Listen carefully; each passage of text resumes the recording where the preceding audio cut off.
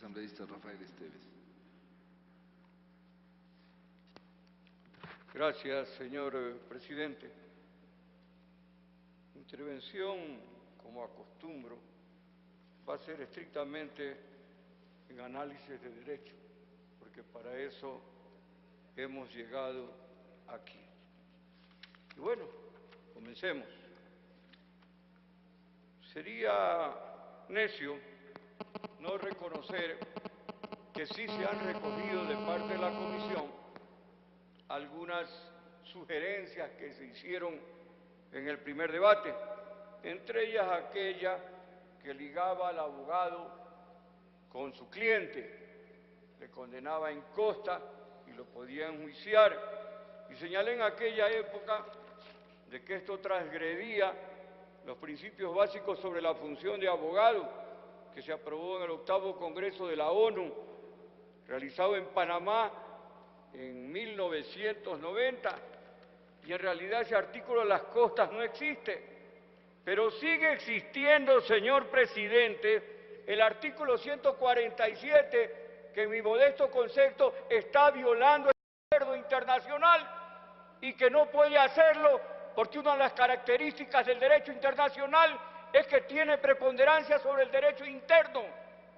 Tanto es así que todas aquellas normas que tienen que ver con los derechos humanos se tienen incorporadas directamente al derecho interno sin que medie ninguna ley. ¿Por qué sostengo que se sigue violando este instrumento internacional? El artículo 147 en el inciso final dice: la parte que sea condenada al pago de daños y perjuicios podrá repetir contra su defensora o defensor por cuyo hecho o culpa haya merecido esta condena. ¿Qué significa esto en buen cristiano? Que el cliente puede enjuiciar al abogado porque lo condenaron por temeridad y mala fe, por la defensa que le hizo el abogado, y se da una situación sui generis, para emplear un término delicado, que entonces el abogado como que se subroga en los derechos del demandado y le pide a su propio abogado: oiga, abogado, demándese a usted mismo y patrocíneme una demanda. Esta norma es inconstitucional, violenta el Acuerdo de La Habana de 1990. En mi modesto criterio debe ser borrado el inciso segundo del artículo 147. Vamos al siguiente artículo, al 148, la recusación de magistrados. A los magistrados se los recusaba, según la Ley Orgánica de la Función Judicial, si 60 días después de poner una providencia. Lastimosamente, presidente, cuando aquí se habla en derecho, a algunos no les gusta y se ponen a conversar. La única ventaja es que el pueblo nos está mirando, que aquí están las cámaras de televisión, los periodistas escritos. Estoy hablando en derecho. Y el que no esté de acuerdo con lo que estoy diciendo, que abra su código. Aquí están mis leyes. Para esto vine aquí, para hablar en derecho, no para conversar, señor presidente. En el artículo 148 se dice que hay que esperar 3 meses a partir de que se pone la providencia, autos en relación, para recusar al conjuez a la sala de jueces. ¿Y qué pasa con jueces? Y habrá que esperar 3 meses más para que despache los conjueces, y si no despachan en esos 6 meses de los jueces principales y 3 meses de los conjueces, solamente se les pondrá a estos últimos 1/10 de la remuneración básica. Después de que han hecho perder 6 meses a los justiciables, esta norma peca de ingenuidad. La sanción para esos conjueces, señor presidente, debe ser mucho más enérgica y el término debe mantenerse 2 meses, señor presidente. ¿Para qué 3 meses? Si no es desde que llega el proceso, es desde que ponen la providencia, autos en relación. ¿Por qué? Los abogados aquí presentes saben que hay procesos que se resuelven en segunda instancia en mérito de lo que sube del inferior, y hay otros que se actúa a prueba, como en los juicios ordinarios en que se abre la causa a prueba por 10 días. Entonces estoy en total desacuerdo con la multa y con los 3 meses. Deben ser solamente 2 meses. El artículo 182 enumera una serie de salas. Los 182 del proyecto no se lo ha variado.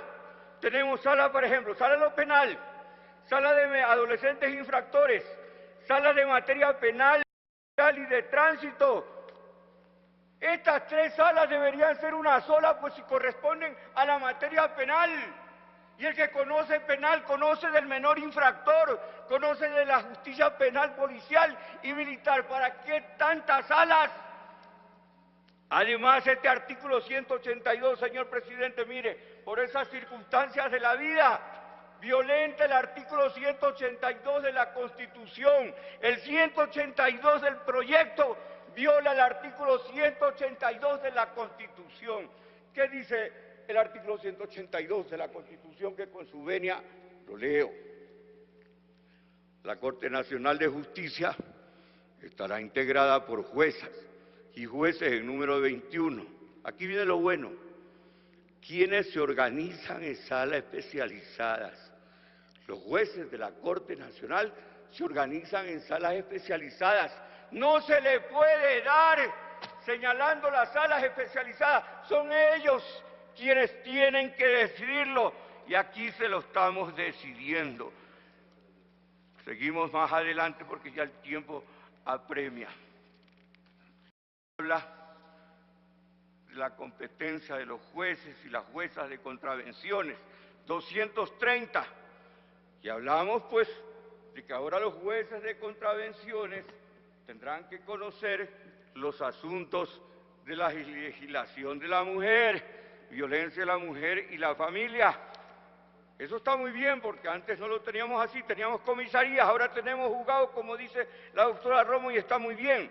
Pero me da la impresión, señor presidente, que en el 231 del proyecto, en el inciso primero, se repite la misma norma y no creo que sea pertinente porque dice competencia de los jueces de la mujer y la familia. 1, conocer las contravenciones tipificadas en la ley. Ya lo dice acá, ¿para qué lo repetimos 2 veces? No creo que esté bien. Y aquí vamos a lo bueno. Mire que estamos hablando en derecho. Vamos con el juicio colusorio y vamos con los juicios de indemnización de daños y perjuicios, pero provenientes del ámbito penal. Una cosa son los daños patrimoniales, otra cosa son los daños extrapatrimoniales. Los unos generan pues los daños y perjuicios, los otros los daños morales. Pero un juicio que se inicie en el ámbito penal, la secuela de esos juicios debe continuar en el ámbito penal, partiendo del axioma jurídico de que lo accesorio sigue la suerte de lo principal. Entonces el juicio de daños y perjuicios que proviene de un ámbito penal tiene que conocerlo el juez penal, no el juez civil. Y la colusión, mire usted, artículo 4 del 239, dice que los jueces civiles tienen que conocer en primera instancia los juicios colusorios. ¿Qué es la colusión? Es breve.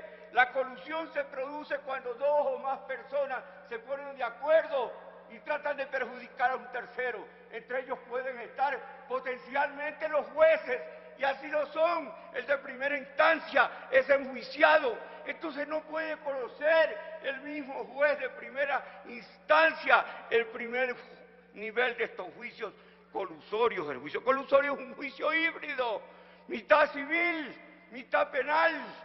Por eso es que se solucionan, se anulan contratos en la sentencia, pero en el juicio colusorio se impone pena y los jueces civiles no pueden imponer pena. Tiene que corregirse esto. El sistema anterior, señor presidente, eran las salas penales las que conocían en primera instancia el juicio colusorio y las salas de lo penal, de la Corte Suprema conocían en segunda instancia este juicio colusorio.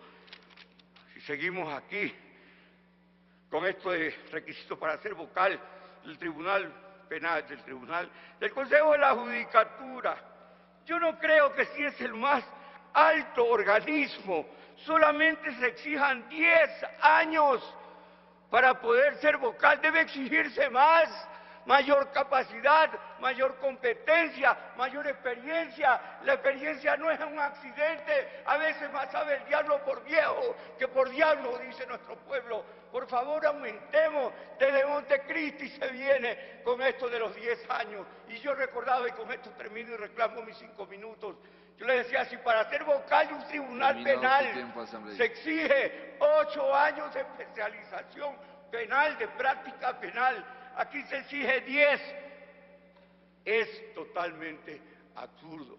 Continuaré, si me lo permite, en los siguientes 5 minutos que me faculta el reglamento. Le inscribo, doctor Esteves.